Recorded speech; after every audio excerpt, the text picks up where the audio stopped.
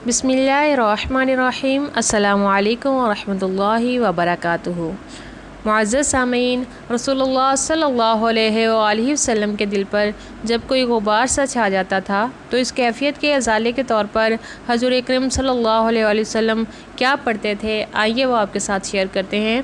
फिर उसके बाद आपके साथ आज का कैलेंडर शेयर करेंगे, अंग्रेज़ी महीने की कौन सी तारीख़ है, देसी महीना कौन सा है, ये सब आपके साथ शेयर करेंगे। लेकिन उससे पहले एक बहुत ही प्यारी हदीस आपके साथ शेयर करते हैं, कसरत से इस्तग़फ़ार करना। रसूलुल्लाह सल्लल्लाहु अलैहि वसल्लम ने फरमाया, मेरे दिल पर गुबार सा छा जाता है तो इस कैफियत के अज़ाले के तौर पर मैं एक दिन में 100 बार अल्लाह से इस्तग़फ़ार करता हूँ। ये सही मुस्लिम की 6858 नंबर पर यह हदीस है। और इसके साथ ही आज का कैलेंडर आपके साथ शेयर करते हैं। आज मुहर्रमुल हराम की 26 तारीख़ है 1444 हिजरी। अगस्त की आज 25 तारीख़ है 2022 ईस्वी। और देसी महीना भादों का है और भादों की आज 10 तारीख़ है 2079 बकरमी। और आज जुमेरात का दिन है।